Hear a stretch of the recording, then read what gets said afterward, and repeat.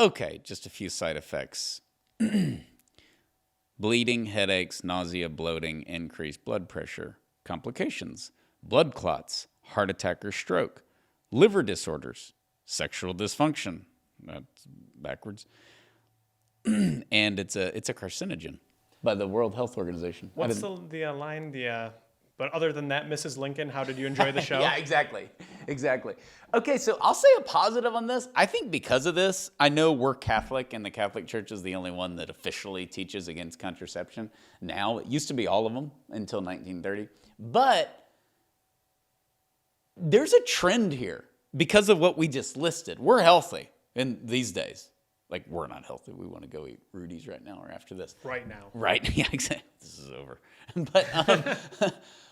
But we in 2023 were like, you got to have 3 avocados a day and you got to have pine nuts.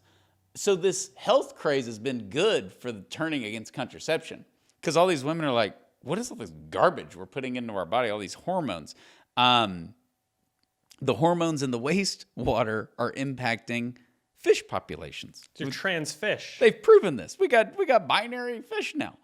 I'll have the salmon. Make it a she. The salmon is using them, their pronouns. Yeah, it's just crazy. But all of the health things, you can talk to the NFP, Natural Family Planning OBGYNs, and they'll say, yeah, no, I have like Catholics, but I've got the naturalist, atheist, or tree worshiper, because they just don't want all this garbage. Particularly post-COVID, when a lot of people went natural and maybe weren't excited about the vaccines. It's a little bit of a trend turning against contraception. We've also done podcasts where we've had non-Catholics, some people think contraception's a blessing. And I understand the reasons why they think that, and we can debate that. But we've had people listen to our contraception podcasts and say, you know what? It makes a lot of sense. Like, if he's Lord of our money, if he's Lord of our time, he's Lord of our home and our family, he's not Lord of our fertility. Like, we're going to hold that back within the sanctity of marriage, within this beautiful, life-giving, in theory, marriage. And you're going to hold that back. You're going to control it. You're going to artificially control it. You're going to manipulate it so that you can deny children. And this is sort of, I think, the fulfillment of that contraception podcast that we did, right? Because we had the contraception podcast. You can check it out. We'll link to it.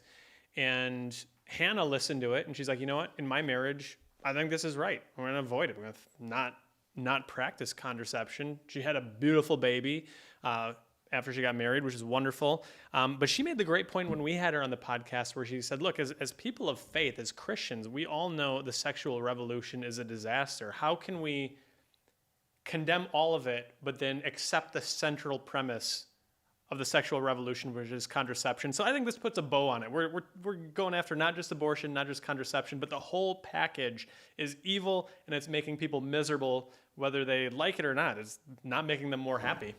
It didn't make them happy. It hasn't worked. It's not working. It will never work.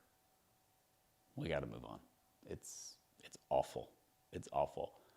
Finding your spouse, spoiling them, sacrificing for them, giving of yourself to them completely. If you're a man, providing for them, loving your bride, loving your groom, and saving sex for marriage, or if you haven't, starting over, that there's just nothing more fulfilling and more beautiful, safer or healthier.